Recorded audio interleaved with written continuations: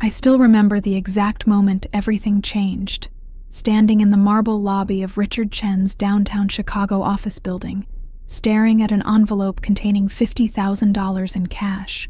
Maya's father had just tried to pay me to leave his daughter's life, his expression cold and clinical, like he was negotiating a business acquisition instead of trying to destroy his daughter's relationship with the woman she loved. The elevator ride down from the 42nd floor had felt surreal, like I was moving through water, everything muted and distant. My hands were shaking as I clutched the envelope, Richard's assistant's words still echoing in my ears. Mr. Chen suggests you think carefully about his offer. He'll expect your answer by the end of the week. $50,000. In cash. To disappear from Maya Chen's life like I was some kind of problem that could be solved with money and threats. I pushed through the revolving doors into the October afternoon, Lake Michigan wind cutting through my jacket, and tried to process what had just happened. Tried to reconcile the man in that corner office, cold, calculating, utterly convinced of his righteousness, with the father Maya had described from her childhood, the one who'd taught her to ride a bike and helped with science fair projects, and told her she could be anything she wanted, except apparently she couldn't be gay. And she definitely couldn't be with me. My phone buzzed in my pocket.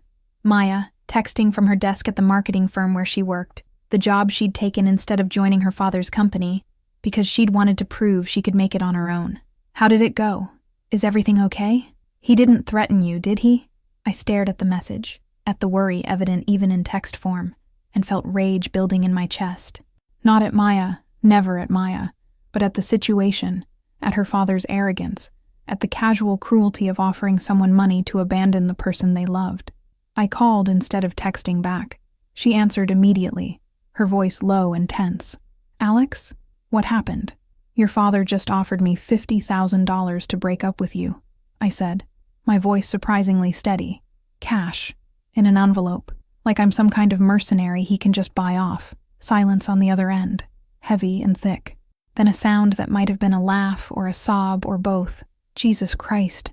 I knew he was planning something, but I didn't think, 50,000. That's so insulting.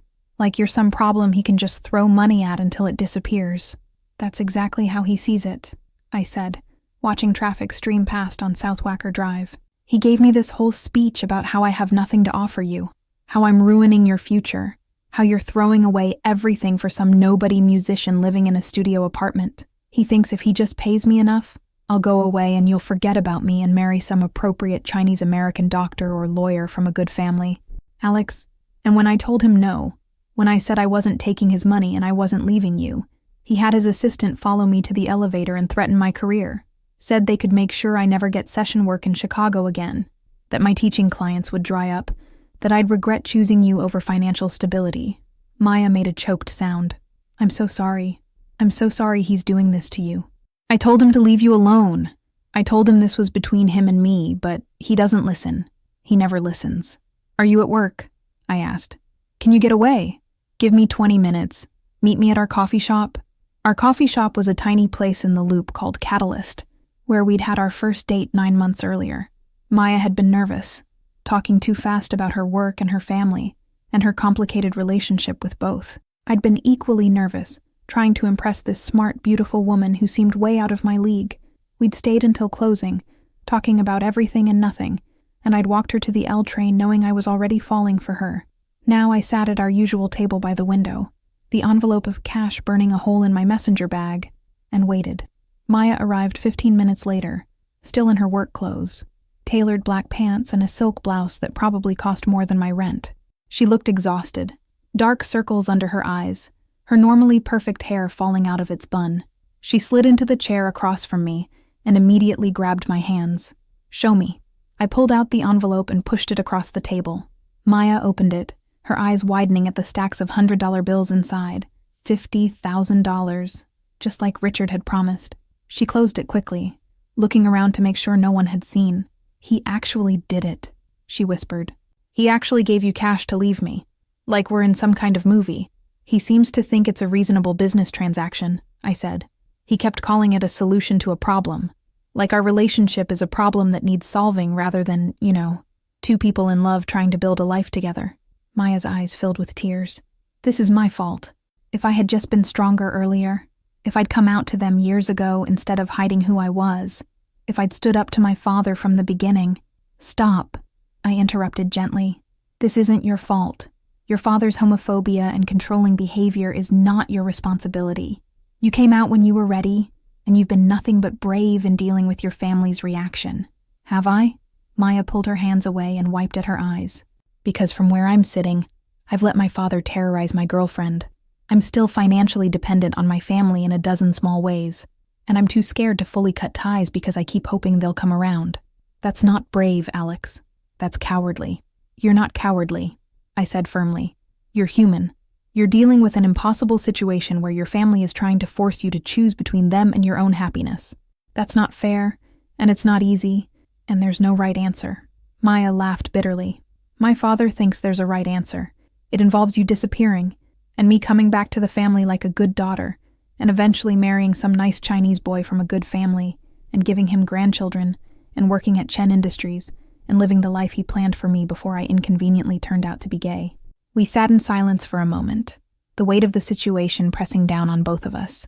Around us, the coffee shop bustled with afternoon customers, students with laptops, business people grabbing espresso between meetings, couples on dates who didn't have to worry about one person's father trying to pay the other to leave.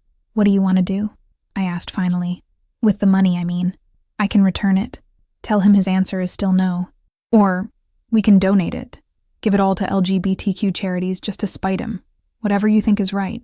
Maya looked at the envelope, then at me, something shifting in her expression. What if we kept it? I blinked, surprised. What? What if we took my father's bribe money and used it for us? Maya leaned forward, her voice gaining strength. He gave you $50,000 to make you leave, but he didn't make you sign anything, didn't get a contract or any legal agreement. He just handed over cash and assumed you'd do what he wanted because he's used to buying people. What if we took that money and used it to build the exact life together that he's trying to prevent? I'm not sure I follow, I said slowly. We get married, Maya said, her eyes bright with defiance and something that looked like hope. Soon, before he can interfere or try to stop us. We use his money for the wedding, for a honeymoon, for starting our life together. Every dollar we spend is a reminder that he doesn't control us, that his money didn't buy what he wanted. It funded exactly what he was trying to destroy. I stared at her, my heart starting to race. You want to marry me despite your father? No, Maya said quickly, reaching for my hands again.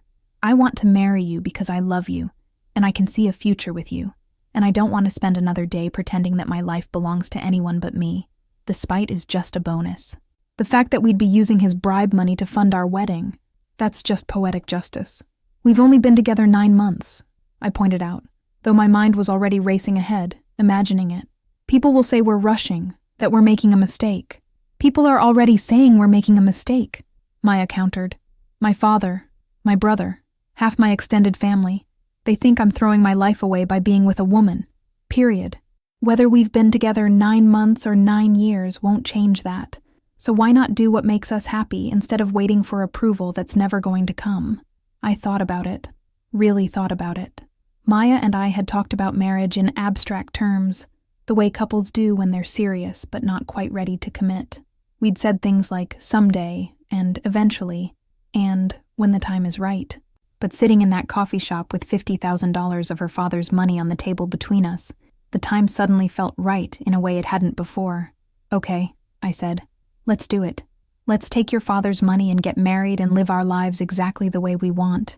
And when he finds out what we did with his bribe, it'll be too late to stop it. Maya's face broke into the first genuine smile I'd seen from her in weeks. Really? You're serious?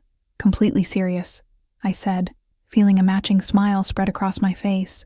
Your father tried to buy me off, tried to make me leave the woman I love. Instead, his money is going to fund our wedding and our future together. If that's not the perfect middle finger to his manipulation, I don't know what is. We kissed across the table, ignoring the disapproving look from an older woman at the next table, and started planning our rebellion. The first step was practical and unromantic. I deposited the $50,000 into a new bank account in my name only, one that Richard Chen couldn't trace or freeze. Maya was still on several accounts with her parents, remnants of college and early adulthood that she'd never bothered to separate, and we couldn't risk him finding the money and somehow reclaiming it. The second step was getting our marriage license. We went to the Cook County Clerk's office on a Wednesday afternoon, both of us taking time off work, and filled out the paperwork with shaking hands and giddy smiles. The clerk who processed our application was a middle-aged black woman who looked at us over her glasses and said, "You two look happy. Hold on to that. Marriage is work, but it's worth it when you've got the right person." We thanked her and left with our license, official and legal, and it felt more real suddenly. We were really doing this. We were really getting married with Maya's father's bribe money, building a life he'd tried to prevent. The third step was planning an actual wedding. We debated doing something at the courthouse. Quick, simple, just the two of us. But Maya's best friend from college, Priya, talked us out of it. "You're going to want to remember this," Priya said over drinks at her apartment in Wicker Park. "You're going to want photos and people who love you there celebrating. Don't let Richard Chen take that from you too. He's already stolen enough." So we planned a small wedding, intimate but meaningful. We found a venue in Milwaukee, far enough from Chicago that we didn't have to worry about random relatives showing up, close enough that people could drive up for the day. The venue was a renovated warehouse with exposed brick and floor-to-ceiling windows, industrial and beautiful, and completely us. We invited 30 people total, my mother and my 2 younger siblings, who'd loved Maya from the moment they met her, Priya and a handful of Maya's college friends, the ones who'd supported her when she came out, a few of my musician friends, the ones who'd become family over years of gigs and late-night jam sessions, my favorite guitar student, a 15-year-old kid named Marcus, who'd told me I'd helped him come out to his parents and asked if he could come celebrate me doing the same. We did not invite Maya's family. Not her father, not her mother, not her older brother Christopher or her grandmother or any of the aunts and uncles and cousins who'd made their disapproval crystal clear over the past months. Maya agonized over whether to tell her mother, whether Elizabeth deserved to know even if she wasn't invited, but ultimately decided against it. "She'll tell my father," Maya said, as we addressed invitations at my tiny kitchen table, "and he'll find a way to ruin it. He'll show up and make a scene, or he'll threaten the venue, or he'll do something to try to stop it. I can't risk that. I can't risk him taking this day from us." I watched her seal another envelope, her movements jerky with suppressed emotion, and ached for her. She was choosing me, choosing us, choosing her own happiness, but the cost was her entire family, and that pain was evident in every tense line of her body. "We can still change our minds," I said softly. "If this is too much, if you're not ready—" "I'm ready," Maya interrupted. "I'm sad, and I'm angry, and I'm grieving the family I wish I had, instead of the one I actually have. But I'm ready to marry you, Alex. That's the one thing I'm completely sure about." We got married on a Saturday in early November, 6 weeks after Richard Chen had tried to pay me to leave his daughter. The morning was cold and clear, frost on the ground and brilliant sunshine making everything look sharp and clean. I got ready at the hotel with my mother and siblings, my hands shaking so much that my sister Lucia had to help me with my tie. "You look beautiful," my mother said, crying happy tears as she adjusted my burgundy suit jacket. "Maya's a lucky woman. I'm the lucky one," I said, meaning it completely. Maya got ready in a different room with Priya and her friends, and I didn't see her until the ceremony started, and she walked down the makeshift aisle between rows of chairs. She was wearing a simple white dress she'd found at a vintage shop in Andersonville, tea-length with lace sleeves, her dark hair falling in waves around her shoulders. She looked so beautiful I forgot to breathe for a moment, forgot everything except that this woman had chosen me, was choosing me, despite every obstacle her family had thrown in our path. We wrote our own vows. Maya went first, her voice shaking but clear. "Alex, 9 months ago I met you, and my whole world shifted. You showed me what it felt like to be loved for exactly who I am, not who someone wanted me to be. You taught me that I deserve happiness, that choosing myself isn't selfish, that love is worth fighting for even when the fight is hard. I'm standing here today choosing you, choosing us, choosing the life we're going to build together, and I promise to keep choosing you, every day, for the rest of our lives." I was crying by the time she finished, barely able to get my own vows out. "Maya, you are the bravest person I know. You've faced impossible choices and devastating losses to be here today, and I'm honored beyond words that you've chosen to build a life with me.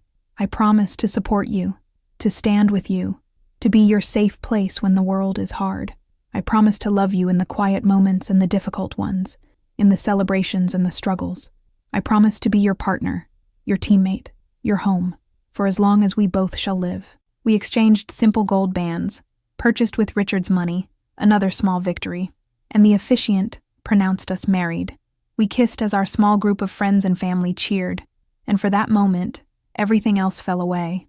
There was no disapproving father, no severed family ties, no financial manipulation or threats. There was just us, married, committed, together. The reception was exactly what we wanted. Good food, better music, people who genuinely loved us celebrating our happiness. My friend Jerome played guitar during dinner, performing songs Maya and I both loved. Priya gave a toast about love winning against all odds, about standing up for yourself even when it costs you something, about how watching Maya fight for her happiness had inspired Priya to be braver in her own life. My mother welcomed Maya to the family officially, telling embarrassing stories about my childhood and making everyone laugh. Marcus, my guitar student, gave an awkward but heartfelt speech about how seeing me live authentically had helped him accept himself, and Maya and I danced, unbothered by who was watching, celebrating the life we'd chosen despite everything arrayed against us. We did it, Maya whispered as we swayed to a slow song, her head on my shoulder. We actually got married. With your father's money, I added, and felt her laugh against my chest.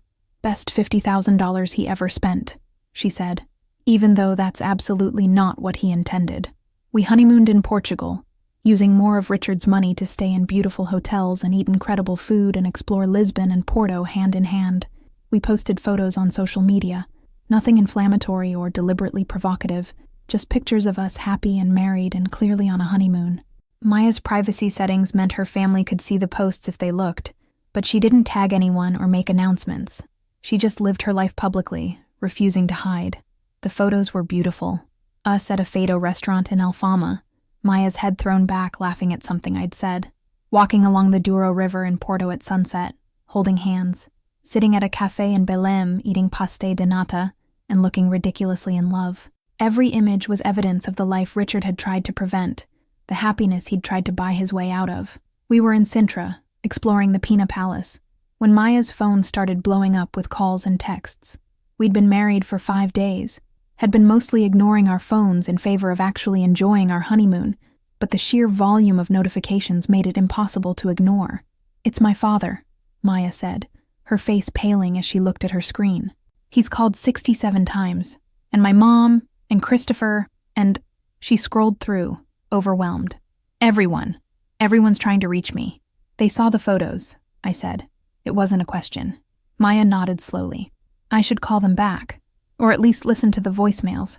I can't just ignore this." We found a quiet spot in the palace gardens, tourists flowing past us speaking a dozen different languages, and Maya put her phone on speaker to listen to the messages. Richard's voice came through first, tight with fury, barely held in check. "Maya, call me immediately. I don't know what you think you're doing, posting pictures from what appears to be a honeymoon, but this is unacceptable. We need to talk. Now." The next few messages escalated in anger and urgency. Then her mother's voice, crying and pleading. "Maya, sweetheart, please call me.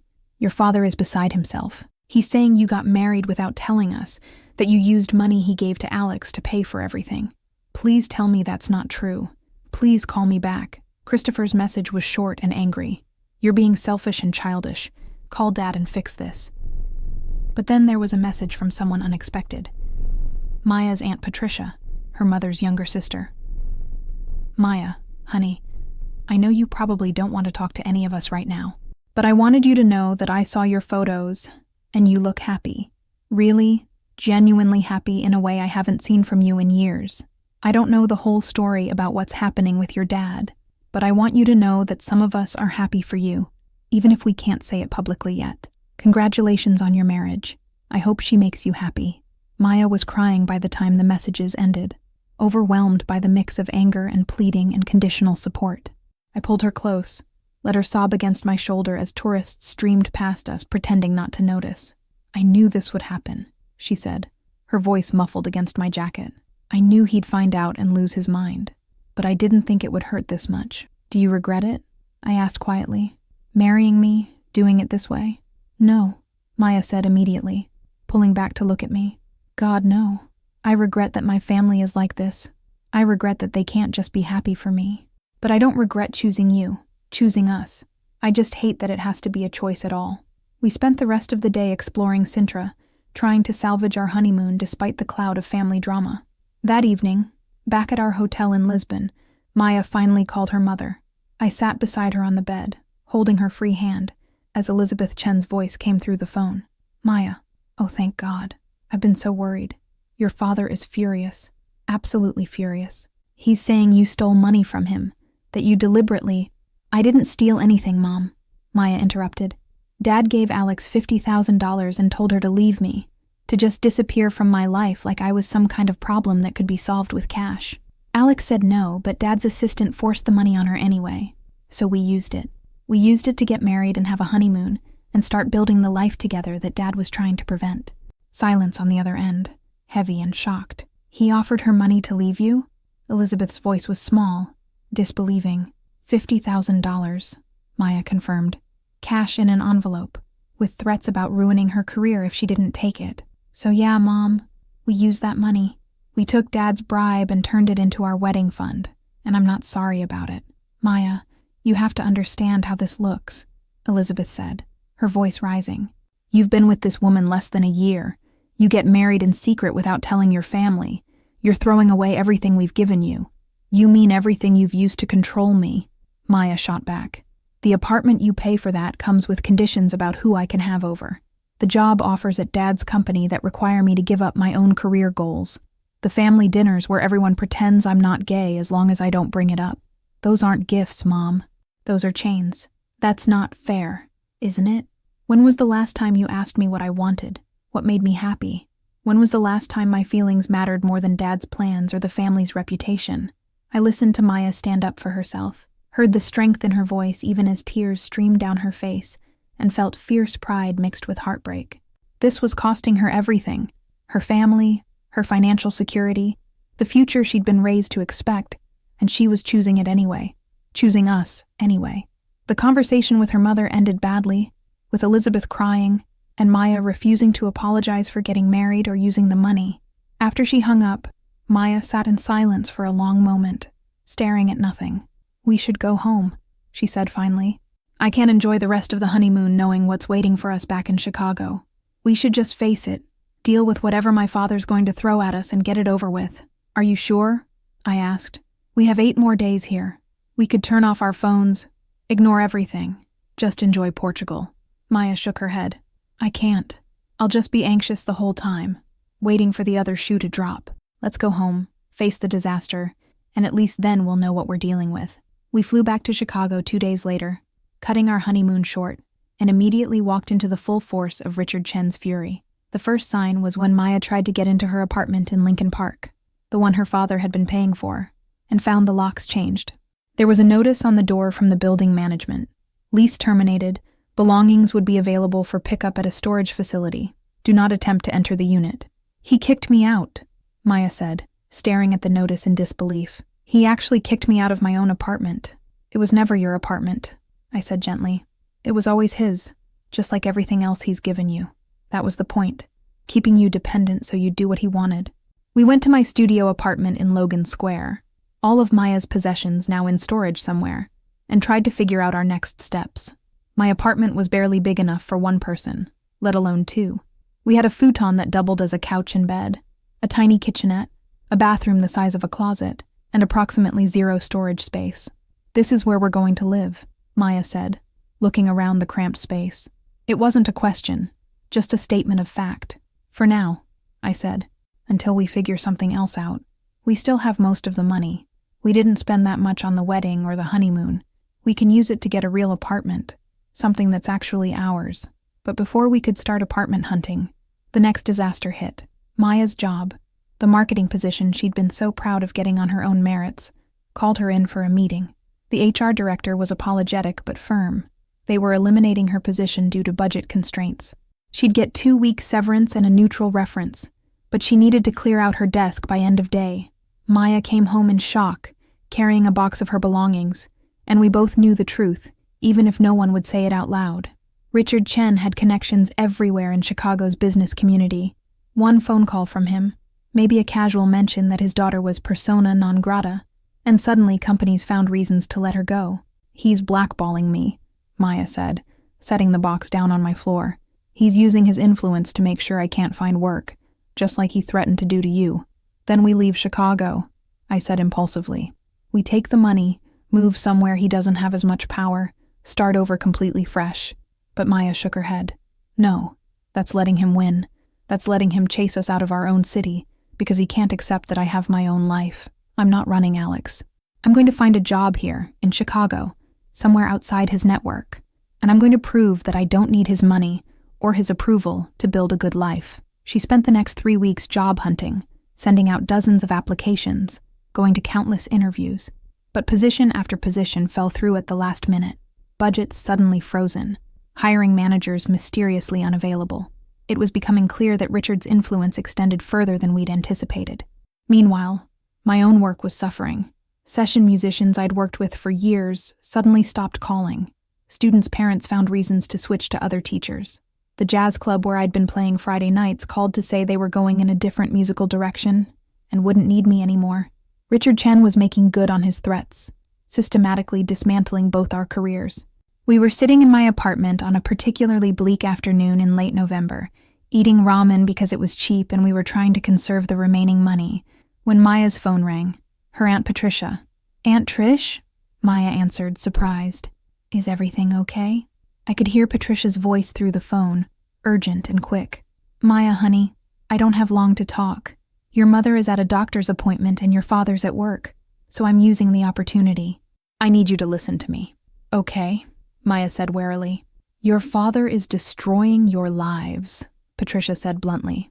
"Elizabeth told me some of what he's doing, blocking job opportunities, getting you evicted, using his connections to blackball both of you in your industries.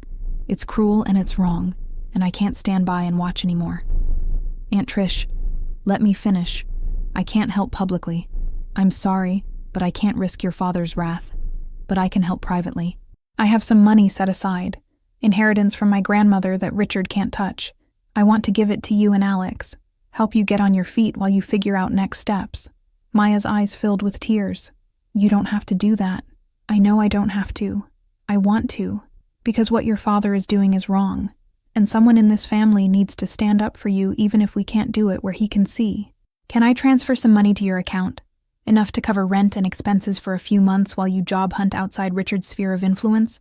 Maya looked at me, questioning. I nodded. Pride was a luxury we couldn't afford right now. "Yes," Maya said. "Thank you. That would help so much." Patricia transferred $15,000 the next day, with a note that just said, "For your future together. Love always." And it wasn't Patricia's money, we learned later. It was Elizabeth's. Maya's mother, too afraid to stand up to Richard publicly but unable to watch her daughter struggle, had enlisted her sister to help secretly. The money bought us breathing room, time to regroup and strategize. Maya finally found a job at a nonprofit organization that worked with homeless LGBTQ youth, far outside Richard's business network. The pay was a fraction of what she'd been making, barely enough to cover her student loans, but the work was meaningful in a way her marketing job had never been. "I'm helping kids who got kicked out by their families for being gay," Maya told me after her first week. "Kids who lost everything because their parents couldn't accept who they were. It feels important.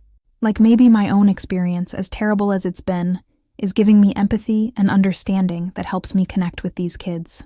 I picked up what work I could, teaching guitar lessons out of our apartment, playing wedding gigs on weekends, doing some online session work for studios in other cities. It wasn't steady or reliable, but combined with Maya's nonprofit salary and careful budgeting, we scraped by. 3 months after our wedding, we used what remained of Richard's money plus Patricia's gift to put a down payment on a small 2-bedroom condo in Pilsen. It needed work. The kitchen was straight out of 1985. The bathroom needed complete renovation. The hardwood floors were scratched and dull. But it was ours. Both our names on the deed. A mortgage we qualified for on our own combined income. No one's permission needed. The day we moved in, carrying boxes up 3 flights of stairs because the building didn't have an elevator, Maya stopped in the middle of our empty living room and started crying. "What's wrong?" I asked, alarmed. "Is this too much? Are you having second thoughts?" "No," she said, laughing through her tears. "I'm crying because I'm happy. Because this is ours, Alex. This condo, this life, this future. It's ours and nobody can take it away from us. My father doesn't have keys, doesn't pay the mortgage, doesn't have any claim to this space. It's just ours. We christened our new home that night, making love on an air mattress in the empty bedroom, and it felt like a new beginning. But Richard Chen wasn't done trying to control his daughter's life. 4 months after our wedding, Maya received a formal letter from his attorney. He was suing for the return of the $50,000, claiming it had been given under false pretenses, that Alex had essentially stolen it by not following through on the implied agreement to leave Maya. The lawsuit was ridiculous and unlikely to succeed. There was no written contract, no legal agreement, just Richard's word against mine about what had been discussed. But it was expensive and time-consuming to defend against, requiring us to hire our own attorney and spend hours preparing depositions and documentation. He's not trying to win, our lawyer explained, a sharp woman in her 50s who'd handled several cases involving family rejection of LGBTQ individuals. He's trying to punish you, drain your resources, make your lives difficult enough that you'll give up and separate. It's a war of attrition.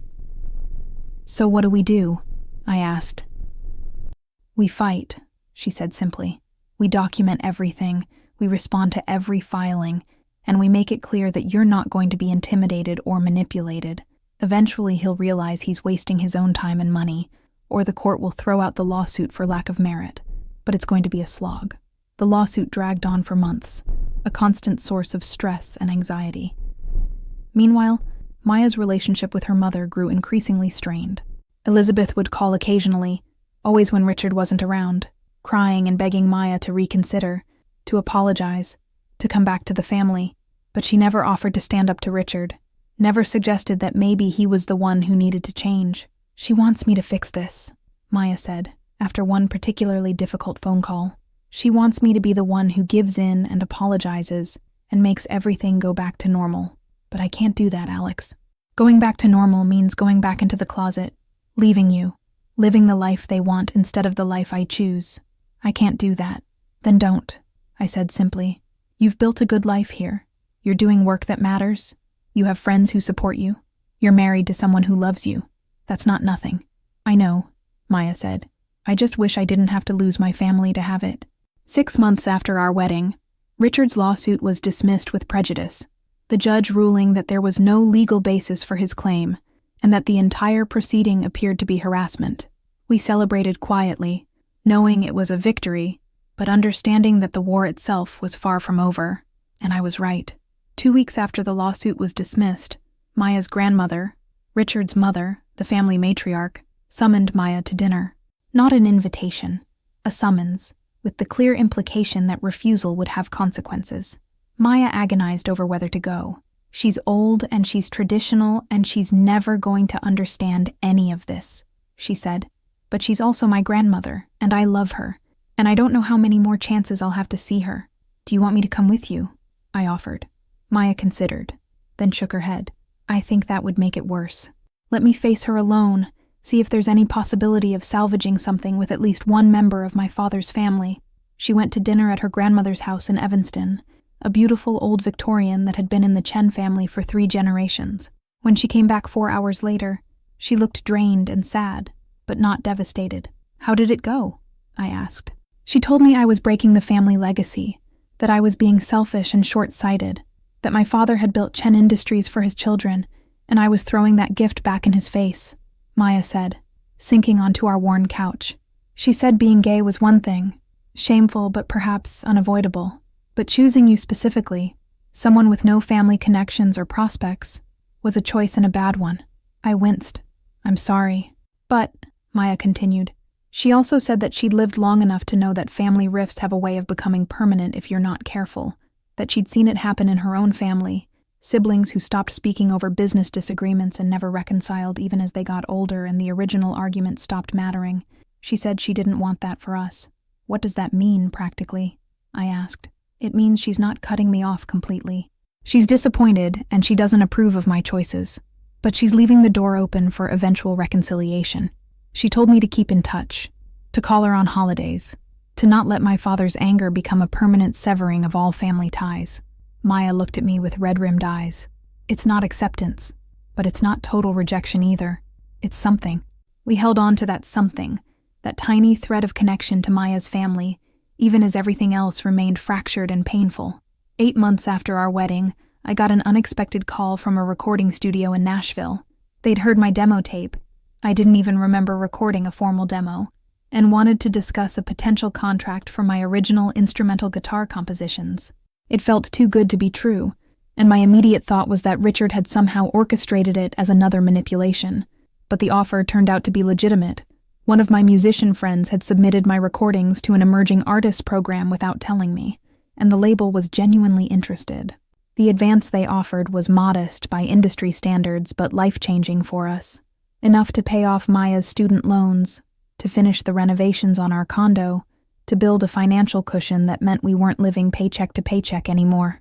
I called Maya at work, unable to contain my excitement, and she screamed so loud her coworkers came running to make sure she was okay. "This is huge," she said, laughing and crying simultaneously. "This is your dream, Alex. This is everything you've been working toward." "It's our dream," I corrected. "We're partners. Your success is my success, and vice versa." The album took 6 months to record, with me traveling to Nashville periodically while trying to maintain my teaching schedule in Chicago. It was exhausting and exhilarating, pushing my skills in ways I hadn't expected, working with producers and studio musicians who challenged me to be better. The album released to modest but positive reviews. It didn't make me famous or rich, but it established me as a serious artist, opened doors to better-paying gigs, gave me credibility that translated into more students and more opportunities. On our first wedding anniversary, Maya and I hosted a dinner at our condo to celebrate. My mother came with my siblings, Priya brought her new girlfriend, several of our friends from work, and the music scene showed up with wine and desserts. Patricia came secretly, telling Richard and Elizabeth she had other plans, and brought a beautiful photo album she'd made documenting our relationship through pictures she'd saved from social media. "Your mother contributed some photos too," Patricia admitted quietly. "She won't come tonight because she's afraid of your father finding out, but she wanted you to know she's paying attention, that she sees your life and your happiness." Maya cried looking through the album, seeing documentation of our relationship from people who loved us even if they couldn't say so publicly. Late that night, after everyone had left and we were cleaning up, Maya pulled me close. "A year ago we got married with my father's bribe money," she said. "We had no idea what we were doing. No plan beyond spite and love and determination. And look at us now. We own a home. We both have careers we care about. We've built a life together that's completely ours. We did it, Alex. Despite everything my father threw at us, we actually did it. We're still doing it," I reminded her. "Building this life, every day. It's not perfect, but it's ours." "It's enough," Maya said. "More than enough." Year 2 of our marriage brought new challenges and unexpected changes. Maya's nonprofit promoted her to program director, with a raise that finally made her student loan payments manageable instead of crushing. I released a second album, this one selling better than the first, and started getting invited to music festivals and collaborative projects that felt like validation of all those years spent practicing and struggling. And then, completely unexpectedly, Elizabeth Chen showed up at our door on a Tuesday evening. I answered to find Maya's mother standing in our hallway looking uncomfortable and uncertain, carrying a large casserole dish. "Mrs. Chen," I said, surprised, "Maya's not home from work yet, but you're welcome to wait inside." "Actually," Elizabeth said, "I came to talk to you, if you have a few minutes." I led her into our small but now furnished living room, offered her tea that she accepted, and waited nervously for whatever confrontation was coming. "I owe you an apology," Elizabeth said finally, setting down her untouched tea. "Several apologies, actually, for the way I've treated you, the things I've said and done, the bribe I offered. It was all wrong, and I'm sorry." I blinked, shocked into silence. "I've been talking to a therapist," Elizabeth continued. "Your Aunt Patricia convinced me to start seeing someone, to work through my own issues around Maya's sexuality and her choices. And my therapist helped me realize that I've been prioritizing my husband's comfort and my own fear over my daughter's happiness, that I've been complicit in Richard's attempts to control Maya's life because it was easier than standing up to him." "Mrs. Chen, please let me finish," she interrupted gently. "I was raised in a very traditional household. My parents had an arranged marriage, and they expected the same for me. I met Richard when I was 20, married him at 22, And I've spent the last 30 years being the wife he needed, rather than the person I wanted to be. When Maya came out, when she chose you, I saw it as rebellion against everything I'd built my life around. But it's not rebellion. It's honesty. It's courage. It's Maya choosing to be herself, rather than living a lie the way I have. Tears were streaming down Elizabeth's face now, and I found myself crying too, overwhelmed by this confession. I don't know if Maya will forgive me, Elizabeth said. I've hurt her badly, chosen Richard over her repeatedly, made her feel like my love was conditional on her meeting certain expectations. But I wanted you to know that I was wrong. About you, about your relationship, about everything. You make my daughter happy in a way I've never seen before. You support her dreams, stand with her through difficulties, love her without trying to change her. That's what matters, not your family background or your bank account or any of the other things Richard obsesses over. Thank you, I said quietly. That means more than you know. I brought this, Elizabeth said, gesturing to the casserole dish. It's lasagna, Maya's favorite from when she was a child. I thought maybe I could start showing up differently. Not trying to buy forgiveness or manipulate her into coming back, but just being present, bringing food, offering support, being the mother she deserves instead of the mother I've been. Maya came home 20 minutes later to find her mother and me sitting together on the couch, both of us crying, the casserole warming in the oven. The shock on her face was immediately replaced by caution, years of hurt making her wary of hoping for reconciliation. "Mom?" she said carefully. "What are you doing here?" "Apologizing," Elizabeth said simply, "and asking if there's any possibility of rebuilding what I've broken. Not on your father's terms or mine, but on yours, whatever that looks like." The conversation that followed was painful and honest. Years of hurt and disappointment finally being voiced. Maya told her mother exactly how much damage had been done, how abandoned she'd felt, how her father's rejection had been crushing, but her mother's complicity had been worse because Elizabeth had claimed to love her while simultaneously trying to change her.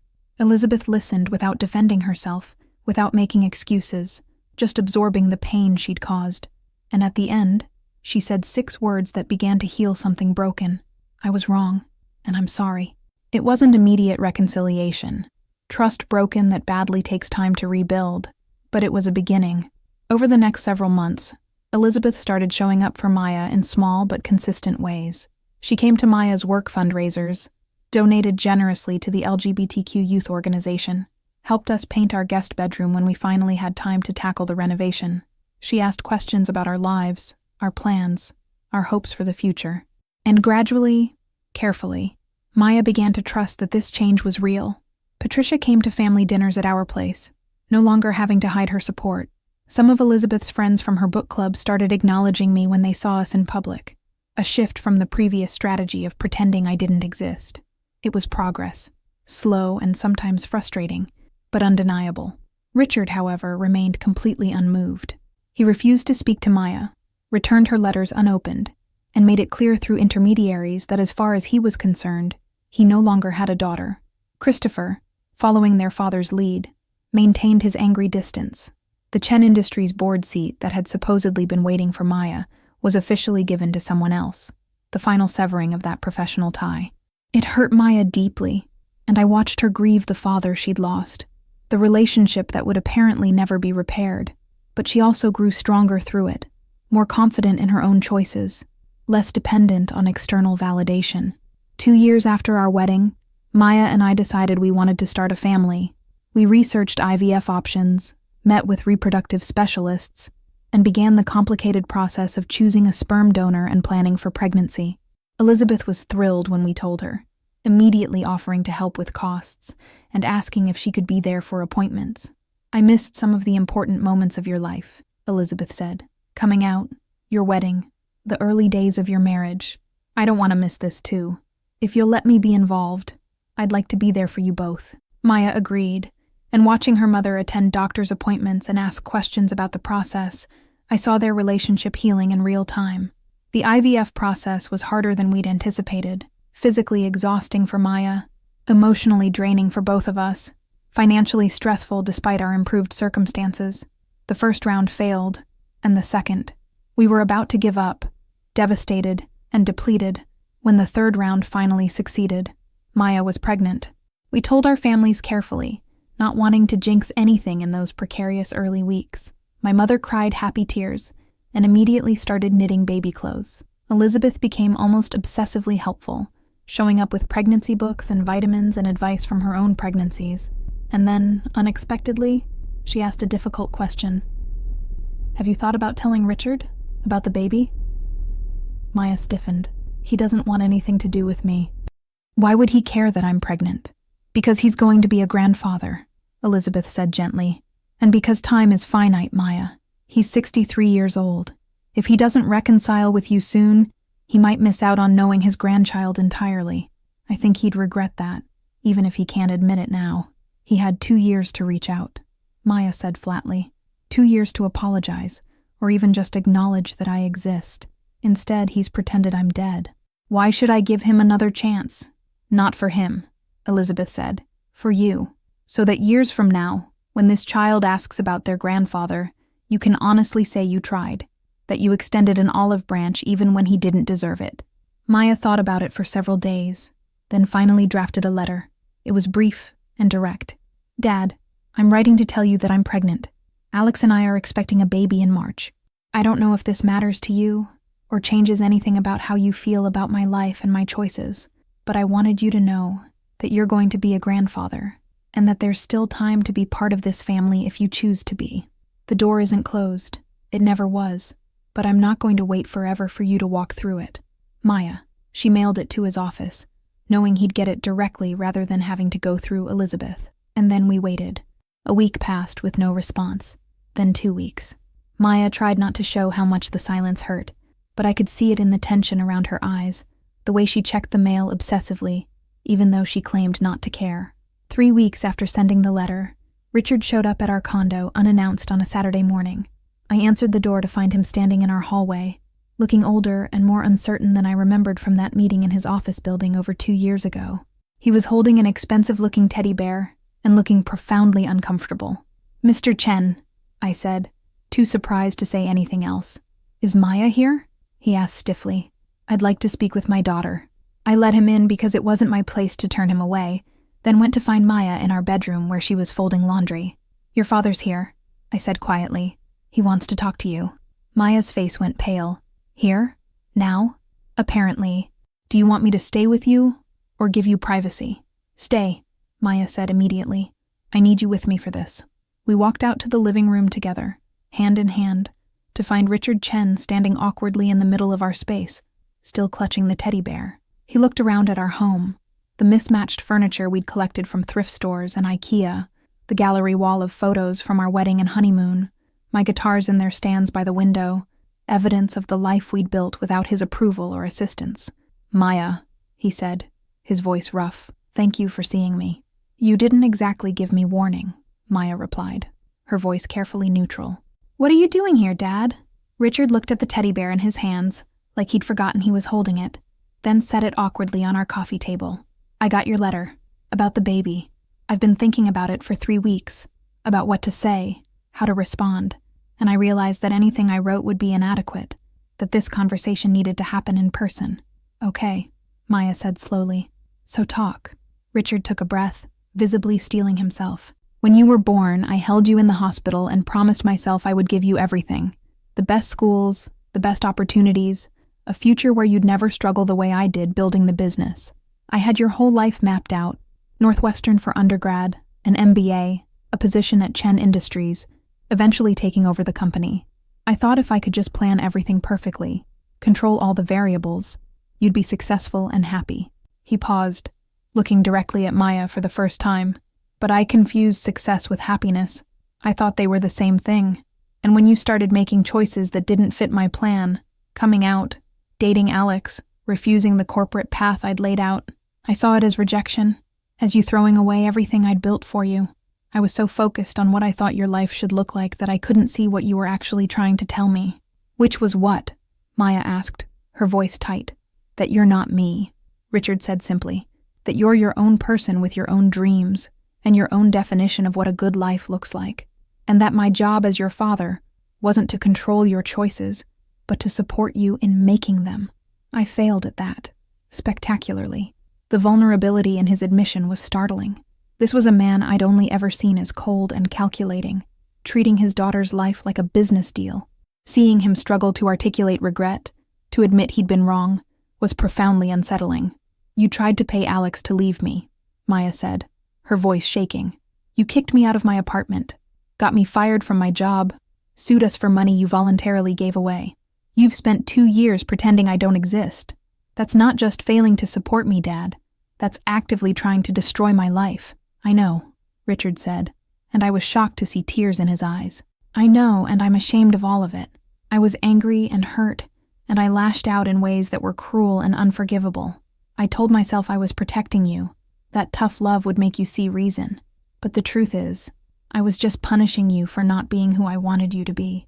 He turned to me, making eye contact for the first time since that meeting in his office. "And Alex, Ms. Torres, I owe you an apology as well. Everything I said about you, the way I treated you, the threats I made, it was all wrong. You weren't the problem. I was. I couldn't accept that my daughter had chosen her own path, and I took that frustration out on you. I didn't know what to say." This was the man who'd offered me $50,000 to abandon the woman I loved, who'd used his connections to destroy our careers, who'd made the first 2 years of our marriage exponentially harder. An apology felt insufficient, but I could see in his face that he meant it. "Why now?" I asked. "Why not a year ago? Or when Maya first came out? Or at any point before things got this bad?" "Because I'm a stubborn old fool," Richard said with bitter self-awareness. "Because I thought if I just held firm long enough, Maya would give in and come back. Because admitting I was wrong felt impossible until my mother died, and I saw what decades of estrangement looked like." Maya's eyes widened. "Grandma died? When? Why didn't anyone tell me?" 4 months ago, Richard said quietly. "Your mother wanted to tell you, but I forbade it. I said if you weren't part of the family, you didn't get to participate in family events, even funerals." He looked down at his hands. "Before she died, she called me to her bedside. She was very weak, could barely speak, but she used what energy she had left to tell me I was repeating the same mistake I made with my sister, that I was going to lose you the same way I lost Sarah, and that this time I couldn't blame anyone but myself." "Your sister?" Maya said, confused. "You don't have a sister." "I do," Richard said. "Or I did. Sarah. She's 3 years younger than me.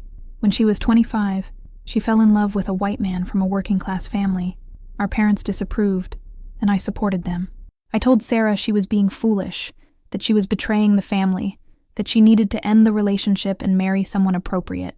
She refused, married him anyway, and I cut her off completely. Told her she was no longer my sister, that she'd made her choice and would have to live with the consequences." "Dad," Maya whispered, horrified. "I haven't spoken to her in 28 years, Richard continued, his voice breaking. "She lives in Seattle, has 3 children I've never met, built a whole life without any of us. And when my mother was dying, she asked for Sarah, begged me to call her, to let her say goodbye. I did, finally, but by the time Sarah got here, our mother was unconscious. She never got to have that final conversation, and it was my fault. My pride, my stubbornness, my need to control everyone. It cost Sarah her mother, and cost our mother her daughter." He looked at Maya with raw pain in his eyes. "My mother told me, right before she slipped into unconsciousness for the last time, that I was about to do the same thing to you, that I was going to lose my daughter and my grandchild over the same stupid pride that had already cost me my sister. She said I was a fool if I didn't learn from my mistakes, if I didn't reach out before it was too late. And then she died, and I had to watch Sarah stand at the funeral, grieving not just our mother but all the years of relationship she'd lost. I saw myself in 20 years, standing at your funeral maybe, realizing I'd wasted decades being right instead of being a father. The room was silent except for the sound of multiple people crying. Maya was sobbing openly, and I was barely holding it together myself. Richard Chen, this man who'd seemed so impervious and cold, was crying too, decades of regret and current fear mixing into something almost unbearable to witness.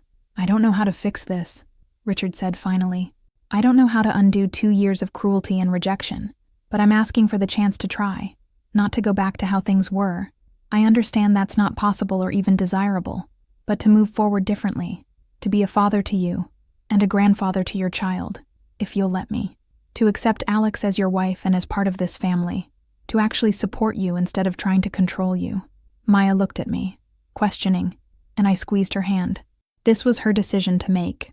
Her father to forgive or not forgive. I'd support whatever she chose. I need time, Maya said finally. I need to process all of this, figure out what I'm willing to offer, and what boundaries need to exist. You hurt me, Dad, deeply, and an apology, even a sincere one, doesn't instantly heal that. I understand, Richard said. Take whatever time you need. I'll wait. And Maya, I'm proud of you, of the work you're doing, the life you've built, the courage it took to choose yourself over what I wanted. I should have said that 2 years ago, but I'm saying it now. I'm proud of you. He left shortly after, leaving us emotionally wrecked on our couch, trying to process what had just happened. Did that really just happen? Maya asked. Did my father actually apologize and ask to be part of our lives? I think so, I said. I'm still not entirely sure I didn't hallucinate it. I have an aunt I've never met, Maya said wonderingly. An Aunt Sarah in Seattle with 3 cousins. My father destroyed his relationship with his sister over the exact same thing he tried to do to us, and he's only now realizing it was wrong. Better late than never, I offered weakly. Maya laughed, slightly hysterical. I don't know how to feel. I'm angry that it took him this long, that it took my grandmother dying and him seeing the consequences of his past mistakes before he could admit he was wrong about me. But I'm also relieved, maybe, that there's a possibility of having my father back in my life, of my child knowing their grandfather. You don't have to decide anything right now, I reminded her. You can take time, set boundaries, see if his actions match his words before you trust him again. And that's exactly what we did.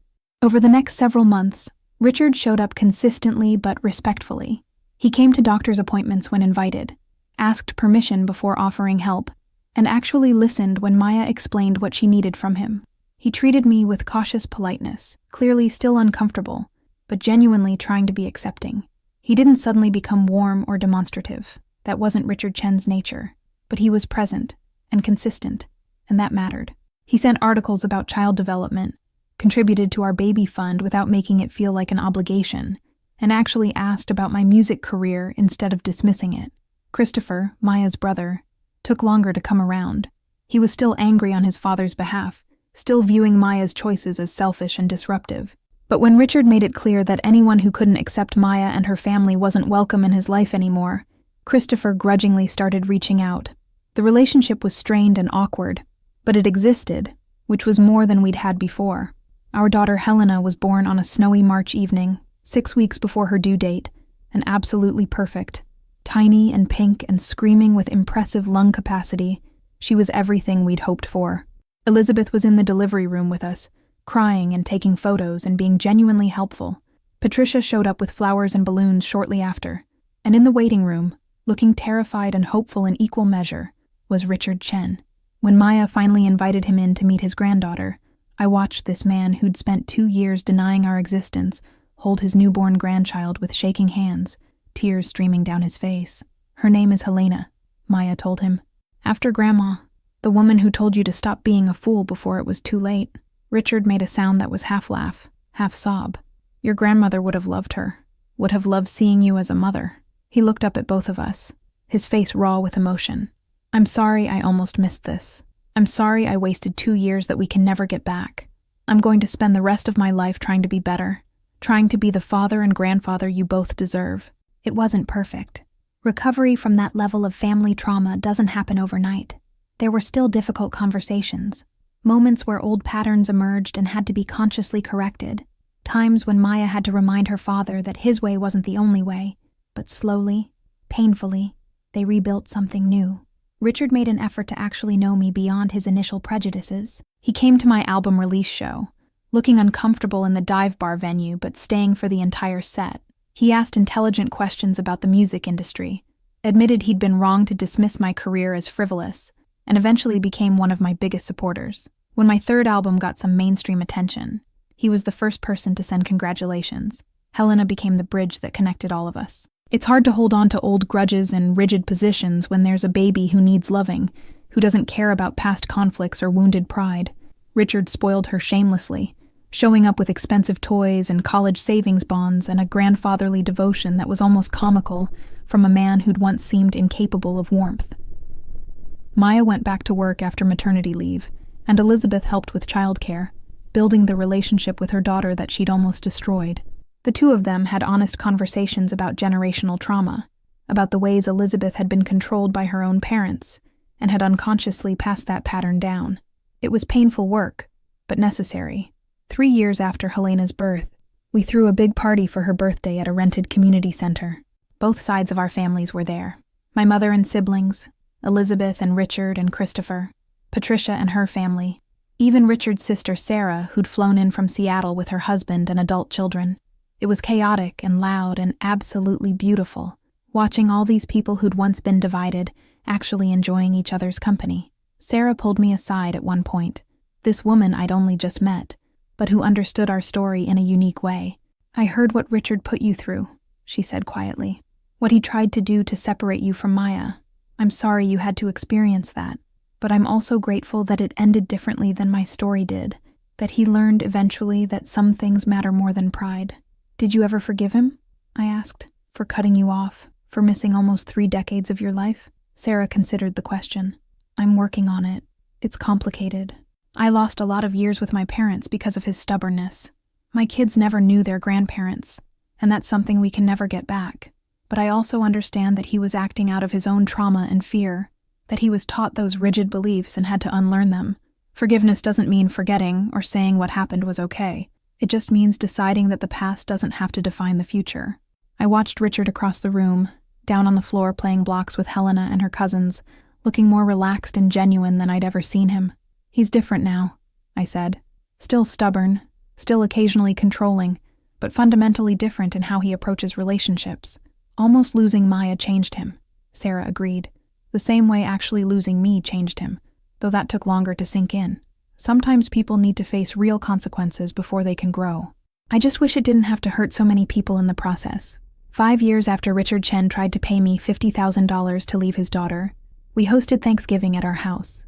It required 2 tables pushed together and a rented folding table for the kids, but we managed to seat everyone, both our families, close friends, chosen family alongside biological family.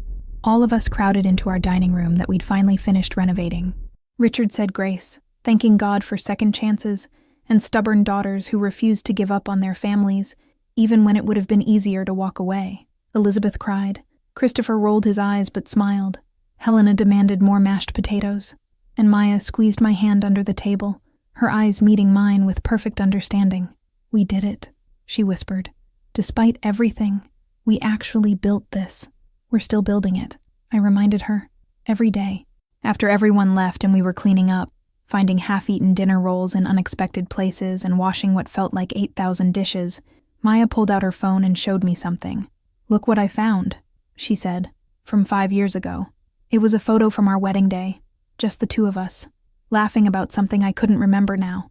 We looked so young and hopeful and terrified, 2 people making a massive bet on love despite impossible odds. "Do you ever regret it?" Maya asked. "That kiss at your sister's wedding in that first story, or in our case, refusing to take my father's money and leave? All the pain and struggle that came after?" I thought about those 2 years of fighting, of financial stress, and career sabotage, and family rejection. I thought about the tears Maya had cried, and the relationship with her father that had almost been lost forever. But I also thought about our home, our daughter, the family dinners and album releases and ordinary beautiful days of building a life together. "No," I said honestly. "I regret that it had to be so hard, that your family couldn't just accept us from the beginning, that we lost time we can never get back. But I don't regret choosing us. That was the right choice even when it cost everything." "Your father's bribe money," Maya said with a laugh. "The $50,000 he gave you to disappear. We used it to fund our wedding, our honeymoon, our first home together. We turned his attempt to destroy us into the foundation of our life. That's pretty perfect, actually." "Poetic justice," I agreed. "I'm going to tell Helena someday," Maya said, "when she's old enough to understand. I'm going to tell her that her grandfather once tried to pay you to leave me, and instead his money funded the love story that brought her into the world. I want her to know that sometimes the things meant to tear you apart become the things that bind you together." 6 years after our wedding, my 4th album was nominated for a Grammy. I didn't win, but the nomination itself was surreal and wonderful. Richard flew to Los Angeles for the ceremony, sitting in the audience with Maya and Elizabeth and cheering when my name was announced, even though I lost to a much more famous artist. "I was wrong about you," he told me at the after-party, slightly drunk on champagne and pride. "About your career, your prospects, your value to my daughter. I judged you based on superficial markers instead of seeing who you actually were. That was foolish and prejudiced, and I'm sorry." "Thank you," I said, meaning it. We'd come a long way from that conversation in his corner office, but the wounds from that day had never fully healed. Hearing him acknowledge his prejudice explicitly helped. "Maya told me you're writing a memoir," Richard continued, "about your relationship, the family rejection, how you built your life together despite everyone trying to stop you. I want you to know that I support that, even though I don't come off well in the story. If sharing what happened helps other families avoid making the same mistakes I did, then it's worth it." The memoir was published a year later, and it resonated with more people than I'd anticipated. I heard from dozens of LGBTQ individuals who'd experienced family rejection, from parents trying to repair relationships with their estranged children, from people navigating the complicated intersection of love and loyalty and cultural expectations. Maya and I did readings together, sharing our story publicly in a way that felt both vulnerable and empowering. Richard came to a reading in Chicago, sitting in the back of the bookstore, and stayed for the Q&A after. When someone asked how families could heal from this kind of rupture, he raised his hand. "I'm the father in this story," he said, standing up. "The one who tried to pay Alex to leave, who cut off my daughter, who spent 2 years being cruel and controlling. And I'm here to say that change is possible, but it requires genuine humility and willingness to admit you were wrong. You can't heal a relationship while still defending your right to have broken it. You have to actually take responsibility, make amends, and show through consistent action that you're different. It's not easy. It's painful and humbling and requires giving up the pride that caused the problem in the first place. But it's worth it. Having my daughter back in my life, knowing my granddaughter, being part of their family, that's worth more than being right ever was." People applauded, and I saw several audience members crying. After the event, multiple people approached Richard to thank him for his honesty, to ask for advice about their own family situations. He handled it with more grace than I would have expected, acknowledging his failures while offering hope that repair was possible. 10 years after our wedding, Maya and I renewed our vows in a ceremony that was everything our original wedding couldn't be. Both our families were there, all of them. No more secret attendance or divided loyalties. My mother stood beside Maya's mother, the two of them having become genuine friends over years of shared grandparenting. Richard walked Maya down the aisle, crying openly, and gave a toast about second chances and stubborn love. "When I first met Alex," Richard said during the reception, "I saw everything she lacked instead of everything she offered. I saw someone without family money or corporate connections, and I missed the kindness, the talent, the fierce loyalty that made her perfect for my daughter. I tried to pay her to leave, and instead that money became the foundation of a marriage that has lasted longer and been healthier than I had any right to expect. Sometimes our worst mistakes become someone else's greatest blessings. I'm grateful that Alex and Maya had the courage to turn my attempt at destruction into their creation of something beautiful. Helena, now 7, served as flower girl again, along with her younger brother James, who we'd adopted 2 years earlier. Both kids were beloved by everyone, the center of attention and affection from all sides of the family. That night, after everyone had left and we'd put the kids to bed, Maya and I sat on our back porch looking at stars. 10 years, Maya said wonderingly. 10 years since we got married in secret with my father's bribe money. 10 years of building this life together despite every obstacle. It doesn't even feel real sometimes. It's real, I said, pulling her close. The scars are real. The growth is real. The love is definitely real. All of it. Do you think we'll still be doing this in another 10 years? Maya asked. Still navigating family dynamics? Still building our life together? Still figuring out how to make it all work? Absolutely, I said. That's what marriage is. Choosing each other over and over. Adapting as circumstances change. Building something that lasts because you're both committed to building it. We're going to be doing this until we're old and gray, and then our kids will probably write their own memoirs about what a mess we were. Maya laughed. Can you imagine? My parents, a love story funded by bribery and spite. It's a bestseller waiting to happen, I agreed. We sat in comfortable silence for a while, the Chicago night alive with city sounds around us.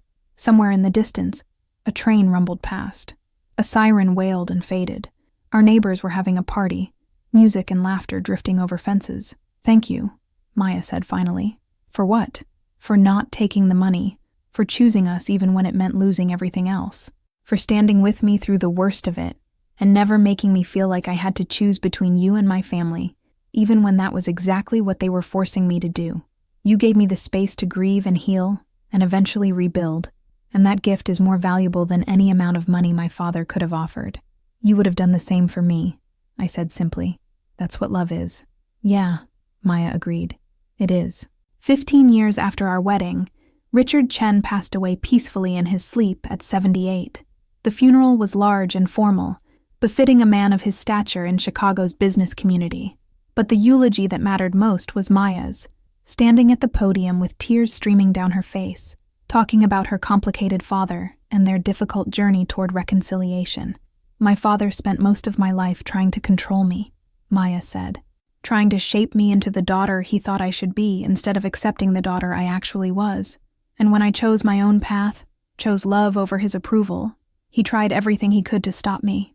He offered my wife money to leave me. He cut me off financially and professionally. He pretended I didn't exist for 2 years. It nearly destroyed our relationship permanently." She paused, looking out at the assembled mourners, family, friends, business associates. "But my father did something most people never manage. He changed. He admitted he was wrong, made genuine amends, and spent his last 13 years being the father I'd always needed. He became a loving grandfather to my children. He accepted my wife as part of the family. He used his influence and resources to support LGBTQ causes, trying to prevent other families from making the mistakes he'd made. He wasn't perfect. He was still stubborn and occasionally controlling until the end, but he was better. He grew. And that growth, that willingness to change even when it was difficult and humbling, is his real legacy." After the funeral, going through Richard's office at home, we found a letter he'd written to Helena and James to be opened when they were older.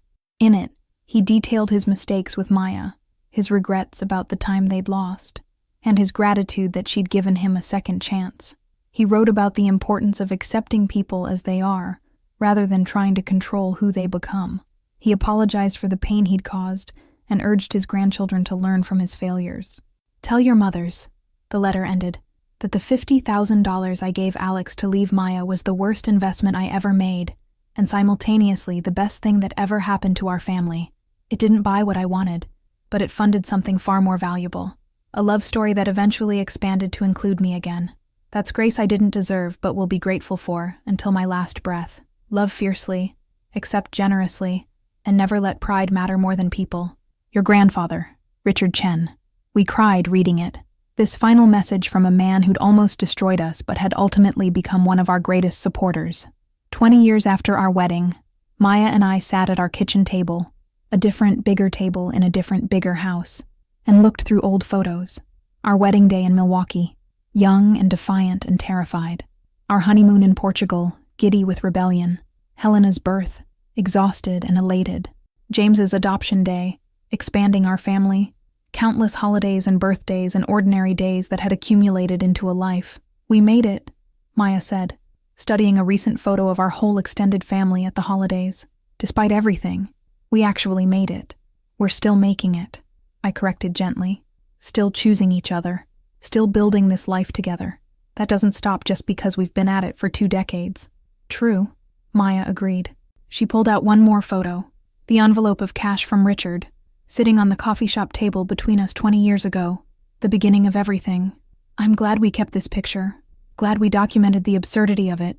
Your father trying to buy his way out of his daughter being gay," I said. "It's almost funny now looking back, like something from a bad movie. Except it was real," Maya said. "The pain was real. The stakes were real. The consequences could have been catastrophic if we'd made different choices. We could have taken the money and separated. I could have given in to the pressure and gone back to my family. Either of us could have decided it wasn't worth the fight. But we didn't," I reminded her. "We chose differently. We chose us." "Best decision I ever made," Maya said, and kissed me across our kitchen table, 20 years of love and struggle and triumph in that simple gesture. Our story didn't end happily ever after, because that's not how real life works. We still had arguments about whose turn it was to do dishes, still struggled with aging parents and teenage children and career setbacks. Life continued being complicated and messy, and full of challenges, but we faced those challenges together. Two women who'd refused to let money or family pressure or societal expectations dictate their happiness. We built a life on a foundation of spite and love, and $50,000 that was meant to tear us apart, but instead bound us together. And decades later, when people asked us the secret to a lasting relationship, we always told them the same thing: choose each other, especially when it costs you something. Stand firm when the world pushes back. Turn the weapons used against you into tools for building something beautiful, and never, ever let anyone, not even family, convince you that their version of your life matters more than the one you're actively living. That's the truth Richard Chen's bribe money taught us. That's the legacy of those $50,000. And that's the story I'll keep telling for the rest of my life.